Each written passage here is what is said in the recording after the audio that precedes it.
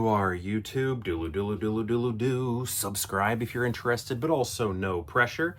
Hey, I think we're going to do a random ranking where we go to my movie collection behind me and pick out 3 movies at random, and then we're going to rank those movies based on whatever criteria we come up with. I'll rank them here in the video, but if you'd like to rank them in the comments below, please feel free to do so. Should we get to picking some movies? I think so. Let's do it. All right, here we go. Something over here? I think so. That works. Then maybe right behind me. Oh, a steelbook. A steelbook. What's that? And then let's see what this is. What section would that be? I'm trying to guess the steelbook. Ah. All right. Actually, I haven't seen that since I was a kid. I don't know what I would say about it. And I only caught the second half. So let's pick this. Gosh, these aren't very exciting. You know what? Okay.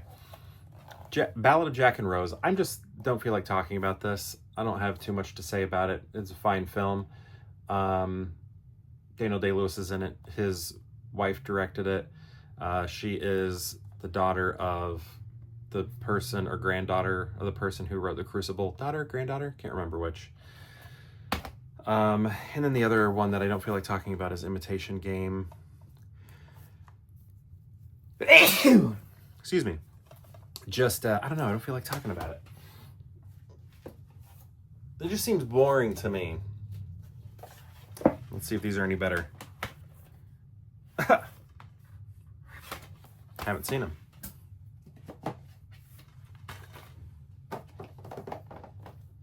What's this going to do for us? Okay. Man, okay. Been a while since I've seen that too. All right, we got ourselves a little bit of that Friday Night Lights. Look at that. That was from Half Price Books right there. Clearance $2. Cool. Friday Night Lights. See, I'm more familiar with the show because I've watched that more recently. This I saw first. I was probably, I feel like, when did this come out? Because I feel like I was in high school, but I don't even know if that's accurate based on when this would have come out. 2004, no, I would have been in college, but I watched it at my dad's, I feel like. So why would I have seen it there? Anyway, so Billy Bob Thornton is the coach here versus in the television show, it is Hal Jordan, the new Green Lantern, whose name is Kyle. Nope. Is it? What is that guy's name? I don't know. He would like work for the FBI in The Wolf of Wall Street or something like that. Kyle. Oh, darn it. Thought I had it. Gosh, can't get it. But yeah, we got ourselves a little bit of that Billy Bob Thornton. You know, high school football, high stakes, that sort of thing. This is like a more intense version of Varsity Blues, maybe, because Varsity Blues, you know, is very like high school movie. This takes place in high school, but I don't see it like as a high school movie. Does that make sense? Some of the plot points in this do show up in the show, but the show's not like a continuation of this or anything. It's just sort of like a retelling, sort of, but different. 2 thumbs way up. And I believe the director, is Peter Berg. And Peter Berg also created the show, is also in the show occasionally. Yeah, good movie, but I do want to rewatch it because it's been a while. Next, we got ourselves The Deathly Hallows Part 2. That's a Harry Potter film. That's the very last Harry Potter film. And honestly, as we move forward with the Harry Potter films, the less I watch them. So I think I've only seen this in the theater. And even though I have it here on DVD, haven't watched it. I think I got them all on 4K or Blu-ray. I can't remember which. But I more watch the first one and the 4th one and the 3rd one. So 1, 3, and 4 are the ones that I return to the most. I find them the most fun. This is, I mean, it's sad. It's depressing. It's not, I don't think it's very like joyful. So it's kind of a tough watch. And like I said, I think I've only seen it the one time. I probably have seen it one other time. But I don't remember. I remember seeing it in the theater, and then that was it. Good. It's good.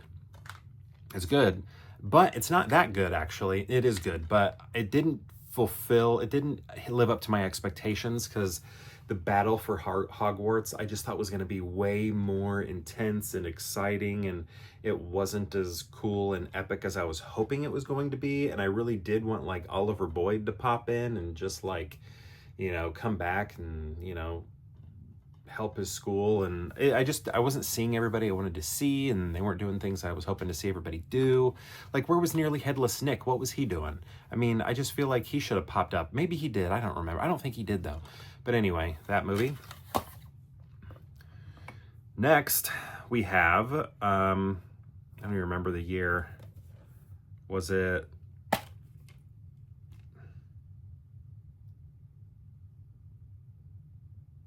2016. Ghostbusters 2016. That was the Steelbook. So this movie I did not like, but I love the Steelbook. I think this is an awesome looking Steelbook. This Steelbook is the best part about the movie.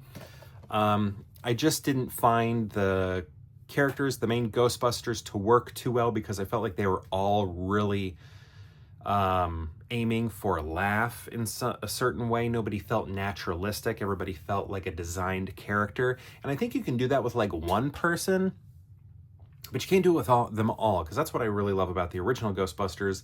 And even the current Ghostbusters is that they all just feel like regular people, but it's like the original Ghostbusters were regular people, but they also happen to be really funny in different ways. But in a naturalistic sort of way. And I didn't feel that here. Everybody was like aiming for a laugh, except maybe Kristen Wiig, but still something about her character felt a little off. Here's what I think needed to happen. I think you could have all of those characters as like the one funny character of the group, as long as the rest of the characters weren't so silly. Does that make sense? Like, I don't know. I wish I could have the actors' names. Like, if Kristen Wiig,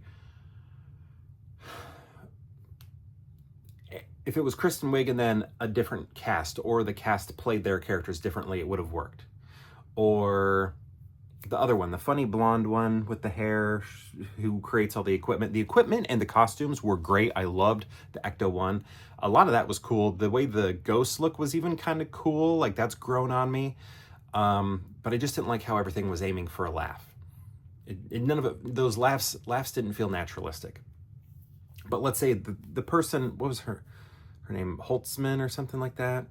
I can't remember. But the one who had the blonde hair that kind of went like that, and she made all the equipment. That character was awesome, probably my favorite one, but I think you needed just that character and then change the way all the other characters acted or hire different people. I think would have been the best thing to do. Or Leslie Jones. Just Leslie Jones, and then different everybody else, or everybody else handles their character different. Does that make sense? I just didn't like watching all of them have silly jokes. And a lot of it kind of had like Apatow humor, which I think works in his raunchy movies, but not in a family-friendly movie. Like, well, and that wonton joke was kind of dumb, but like a lot of things felt like line-oramas, and then they picked the one that tested the best, that sort of thing. I don't know. This movie's been beaten to death. I don't need to keep going. But I love the Steelbook. And it's like I love the characters as individuals, but not together. Does that make sense? Okay. How are we going to rank them? Sorry, Ghostbusters. Best Steelbook, though. One of my favorite Steelbooks ever. Ever. I think we're going to do this just because it is the conclusion of an epic story, even though it sounded like I didn't like this movie at all. And then we're going to go Friday Night Lights after that, and then Ghostbusters 2016 after that. So that's my ranking, but my question to you is, have you seen these movies? These three right here. And if so, what do you think of them? And if you've seen all three, how would you rank them? I'd love to know. Let me know in the comments below, and perhaps we'll see you tomorrow for more Pure Hangout.